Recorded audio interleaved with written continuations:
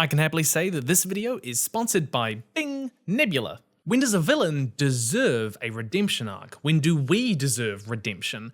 Does Azula deserve redemption? Tell me your thoughts down below, but the latest Avatar comic, Azula in the Spirit Temple, says maybe? Well, deserve is a funny word, isn't it? A person might do something wrong and face up to it and deserve redemption. They might earn forgiveness, but hear me out, hottest take ever. I know this is gonna hurt, but characters are not people. They are tools. They are narrative representations of people. We can use them to say other things. Characters can exist as foils to others, as symbolic representations of other ideas, their failures as morality tales, their actions and fates as important pieces of a greater story being told. That can be the point they serve. Unlike us, they don't exist in isolation, free of an overarching narrative, following the bits and bobs of free will. They are not individuals, but pieces of a tapestry carefully woven together by the author to explore something else. Azula's story isn't just about a 14-year-old girl defeated by her brother Zuko for the throne. That's the plot. Azula is Zuko's character foil. Where she is ruthless and practical, Zuko is empathetic and emotional. Where Azula is a prodigy, Zuko has to work painstakingly hard to achieve a fraction of her power, and her flaws highlight Zuko's new strengths he discovers throughout the series, and vice versa.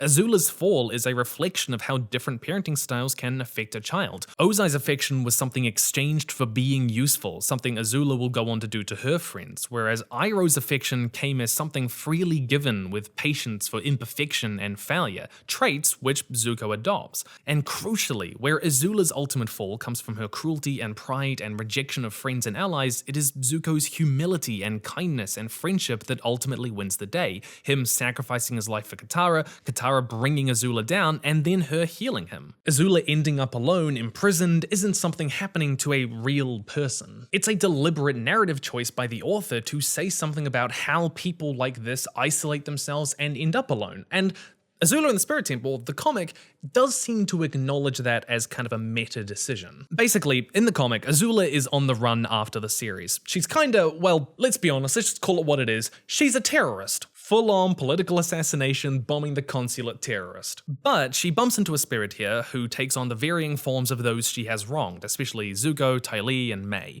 The spirit prompts her to reflect on her past and her actions, specifically speaking to how she, quote, surrounds herself with people she can control and manipulate because she can't stand the idea of being alone. That importantly, Azula constantly paints others around her as nothing, as worthless without her, that they only have value in her shadow. She tells Ty Lee in the comic that she was a, quote, nobody circus freak before Azula found her and made her into something better, that she gave her and May a chance to, quote, do something important, but that something important is purely centered around her, around Azula, that they had the heir of Fire Nation royalty, that they could be part of her pursuit of the throne, and now that they're not part of that, they are less than nothing. They're worthless. This is a typical abusive or bullying tactic, that you bring down others around you and make them feel dependent on you so that your approval is the ultimate validation.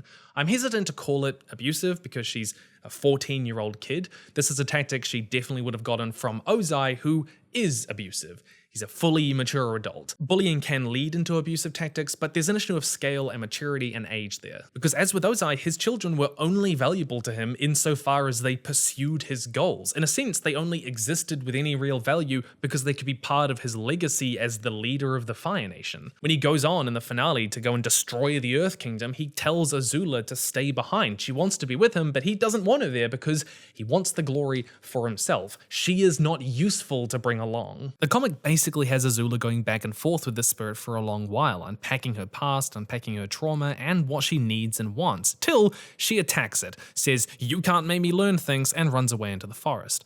There's also this subplot where she has a sort of Robin Hood group of terrorists with her, but after she abandons one of them to be captured, they abandon her, and she insists, well, I never wanted you anyway, you were never worthy of me. So the story explores the opportunity for redemption, but she resoundingly rejects it. Which, if they're going to do a redemption, it needs to be slow, she does need to reject it. Azula's ultimate collapse alone, crying, breathing wild flames into the air, is a stunning visual reflection of all of these ideas the writers purposefully incorporated into the series. Not only a condemnation of Zula's actions throughout the series, but an elevation of what Zuko has learned across it. In this way, the last Agni Kai isn't just Zuko and Katara proving they are more powerful, but an expression of the ideas underpinning their arcs and the themes of the series. And sometimes those are more important than how we might realistically treat a kid like Azula. Because the story works when you leave it like that. A character does not necessarily need a redemption arc just because they're mildly sympathetic. And a character might deserve a second chance, but the story does not necessarily need to explore that. We like redemption arcs because they are some of the most dramatic arcs that a character can go through. You're completely reorienting their values from one thing to another. It's also an underdog story, right? Someone trying to be better when the world, and often their own instincts, their social circles are against them. It can work well for enemies to lovers, or at least enemies to friends, and there's a real catharsis in that. If an evil character is sympathetic or likable or, God forbid, hot, people kind of want them to be better. We want to see them healthy and good, but let's be honest, I think we also want anti-heroes or antagonists to be redeemed because we often like them in a weird way. They're the bad boy more than the hero who's often perhaps boring, and redemption feels kind of like validation of that desire, of that feeling, that they're the interesting hero anyway, and seeing good in others and wanting to facilitate that is a kind of virtue in a way, right? There's also been this rejection over the last decade and a half or so of like purely evil villains. People want complex characters, complex villains, and what's more complex, what's more extreme than redemption? Or there's the sense that characters can't be fully complex unless we fully explore their capacity for good, and if you take that to its logical end, it often ends up in a kind of redemption, or at least middling heroism. Even when it's not necessary or true, or because it's somehow bad to empathize with someone who is just too far gone, even if they have somewhat sympathetic traits, like some people might say about Azula. But all too often, redemption arcs feel like the writers don't really know what to do with a villain once they're defeated or they've reached the end of their story. They can end up as these unneeded sequels, muddying the point that their character originally served in the story or just dragging out the plot unnecessarily. And redemption arcs which start like this are just not great. I mean, look at Kylo Ren and Kuvira. You might remember Kuvira from her famous hits like Giant Evangelion Space Mecha Death Star powered by Spirit Juice, or Earth Kingdom fascism. Yeah, well, in the comics, they're kind of giving Kuvira a bit of a redemption arc, but they're doing it by, one, minimizing her responsibility for the bad stuff that happened. They make it so that the lower level officers were doing things without her knowledge or approval that she would never have allowed to have happened. Two, they're trying to paint her or her acts in as sympathetic a light as possible, overemphasizing a traumatic backstory that we never really got before. And three, she's immediately contrasted against someone who is supposedly much worse than her, and that she basically helps take out. This often happens when a character is so bad that they can't really redeem themselves on their own. When I talk about redemption arcs sometimes muddying the point a character originally served in the story, this is kind of what I mean. What does Kuvira's story say about a charismatic leader who draws people together and for whose ends always justify the means, when they're not necessarily aware of either the means or the ends anymore? These stories often feel less like redemption and much more like what I'm going to call character laundering, where you're sort of washing over the story again and changing what it means in a weird way, especially when the character no longer quite acts the way that they used to. They're suddenly exhibiting more empathy or remorse than they ever did before, and it feels to me like the writers want Kuvira to be likable because she is likable in like a weird way. That's kind of the point of her. She's quite compelling, but that's only okay if she's good. Or they start to turn bad characters doing bad things for bad reasons into kind of okay characters doing bad things for maybe okay sometimes good reasons. The thing is, sometimes having a character's life destroyed and that being the end of it is a more meaningful exploration of their character and their flaws than giving them a redemption arc ever could be. And that's okay. The permanence, the finality, that being the last beat your story ends on for that character can be a really powerful message, the way you hit your readers as hard as possible. Kuvira is one of those,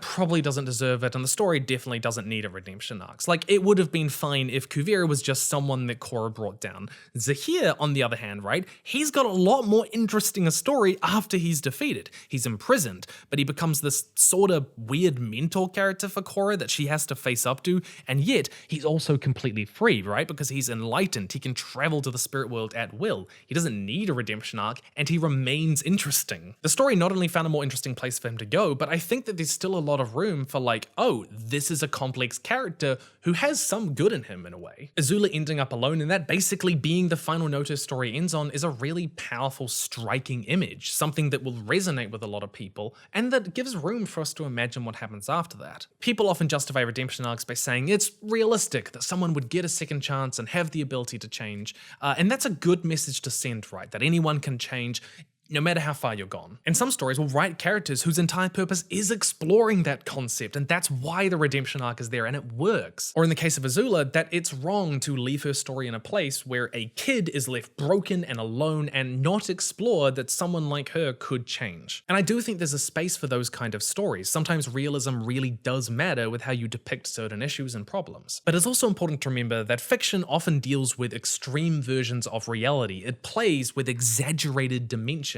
for a point, and that's a strength of what it can do. A character being imprisoned forever as their fate in a fantasy novel is not all that different to saying, and they lived happily ever after. It's done to make the story satisfying, to make it hit harder, not because it's saying people like this could never change in the real world. We empathize with people who do horrific things that we never would, even if in the real world, we would not normally give a crap about the genocidal dictator who had a change of heart at the last moment. He's Darth Vader. Or we fall for the obsessive, overprotective lover in a romance story, even if we know that would be unhealthy in real life. We allow ourselves to feel things we might not normally, but healthily engaging with fiction with all of these stories means knowing where fantasy and reality have to diverge. Zuko ending up as Fire Lord is vindication for him and a symbolic validation of his growth, not an endorsement of monarchy as a political system with all of its issues. We explore real feelings and real things in often more extreme scenarios, and in that light, maybe it's okay if Azula's story ends where it does in the series. That we would separate how we would treat a real 14-year-old girl from a villain in a series, and that's why any redemption arc, any further story isn't needed. After all, a character needs or deserves a redemption arc when it becomes the most meaningful way to explore their character and place in the story. But a character deserving redemption usually comes before the story really needing it, and I don't think Azula's done anything to deserve it yet. They've got to exhibit some willingness and action to change, and the comic does acknowledge that Azula hasn't. I think there's also this kind of underlying assumption some people have that like redemption arcs are the best kind of arcs. I mean, they're dramatic, and when they're done well, they're really compelling. And I think this is kind of what happened with Kylo Ren in Rise of Skywalker. I mean, something went wrong with that film. A lot of things went wrong with that film, but one of the things was that suddenly he's on this redemption arc for some reason after clearly being positioned to be more like the big bad in The Last Jedi, and they're just basically retconning that, whatever.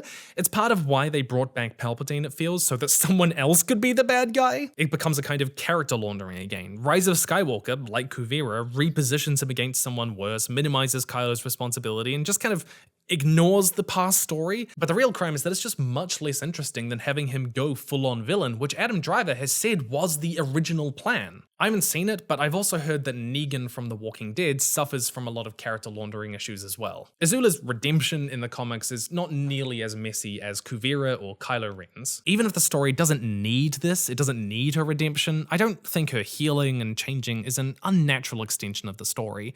One of the head writers, Aaron Ahaz, even spoke about how if there ever was a fourth season, he thought it would be about Azula and her changing, and the last Agni Kai is also a sad reminder that she is a kid, like Zuko. She's just as damaged as him. This is not a glorious moment of victory of taking down someone who's purely evil, it's two siblings pitted against each other by a cruel parent. And maybe Azula deserves exploring that a little bit too. She needs her Iroh, and Azula in the Spirit Temple kinda does this a bit. She admits that she became what Ozai wanted after Ursa left because that was the only way to protect herself, and she became a weapon. If this is a sad ending, if how parents can screw up their kids is part of the narrative purpose it serves, then this kind of follows on from that in ways that, Kylo and Kuvira don't from their narrative purposes. Unlike Kuvira or Kylo Ren, the comics also aren't interested in glamorizing or minimizing Azula's responsibility or agency here. There's not really that character laundering. The comic pretty honestly says, hey, you rejected every offer of redemption and forgiveness, that's on you. You being alone, that's on you, alright? Because good healing or redemption stories don't have to bend over backwards and warp things to make the redemption more palatable for us. You certainly can't deserve redemption until you work for it, and in the same sense we saw with Zuko, I think it's fine to reflect on how she ended up the way she did. That's always the first step. I asked you guys whether she deserved or needed a redemption arc, and most of you said no, but I think a healing arc is on the cards. Azula in the Spirit Temple is not the worst Avatar comic release since the show. That would be The Search. It's an interesting look into her mind. Ty Lee lays out how it's unhealthy for her to be so obsessed with someone else's relationships, which she is, and it goes out of its way to be like, hey, I want to help you, but you are stuck in this pathological way of looking at yourself and others. I will say it's very on the nose. It lays out very explicitly a lot of stuff which was mostly left to subtext in the series, where I think I preferred it for the most part. If I was doing this, I would probably be fine with ending her story where it was and having a footnote later on in a Korra book or something saying that eventually Azula and Zuko sort of bonded again and she found a kind of healing. But unlike what was seen with Kuvira and Kylo Ren, I don't think exploring Azula this way retroactively makes the point she served in the original story worse, that it like destroys that, undermines it. In fact, there's even a nice kind of symmetry to Zuko helping her after Iroh helped him and healing from family trauma. In the same way that exploring how Aang is re-establishing the Air Nation as a natural extension of the story, I think this is mostly fine.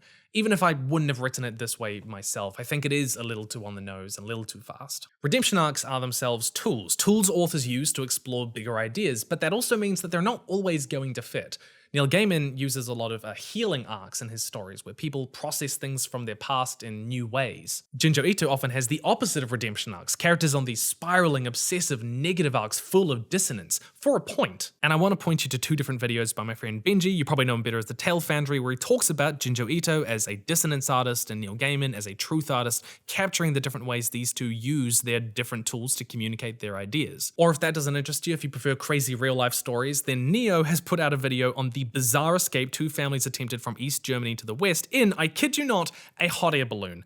It's an absolutely remarkable story in every way. It's an incredible little documentary, and you can watch all of these videos, Junji Ito, Neil Gaiman, The Balloon, so many more, over on Nebula. But even more than those, even better, and I'm adding this in later because it's super amazing and important, I can't believe I didn't talk about it when I was recording, go listen to The Sojourn over on Nebula. Seriously, it is a sci-fi audio series in the vein of like The Expanse. If you love that, you will love this. It's amazing. I love it. It's the sort of story that I like to talk about whether I'm being sponsored or not, okay? This is me telling you about a story I genuinely, unabashedly love. Nebula is expanding into storytelling, which is a great direction for them to go. This is the sort of thing that I want to see more of everywhere. Here's the pitch. An expedition is sent out to the Tantalus cluster where they come across more than they bargained. New enemies, new opportunities, new mysteries. It's amazingly voice acted, incredible production, great writing, exciting, fast-paced, brilliant world building, all the sort of stuff that I know you, if you're watching this channel, love.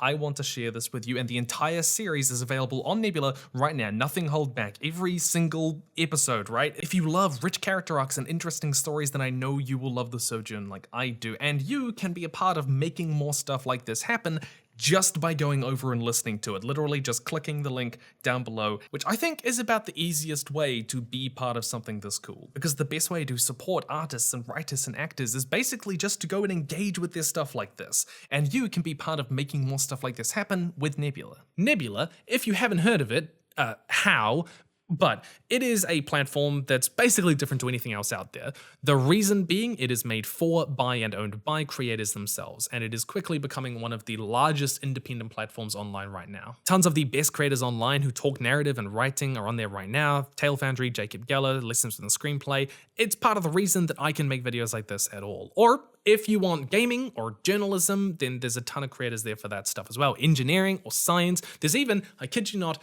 game shows like Jetlag, which are absolutely amazing. You should check out the ones on YouTube, see if they're for you, because you can get even more of that there. Nebula is built to curate some of the best creators, especially in the educational sphere right now. Nebula is our answer to how we make high quality art and content better than traditional media without the corruption and exploitation that so much of that entails usually. And you can get all for the price of a few bucks a month, and you can get it 40% off right now if you use my link down below. And that is important. Clicking my link lets us know that it came from me. That helps me, helps you. Thank you so much. What matters is that you check out what you're interested in, and you're gonna know what that is far better than me. So click the link, have a gander, see what you like. There will be something. Stay nerdy, and I'll see you in the future.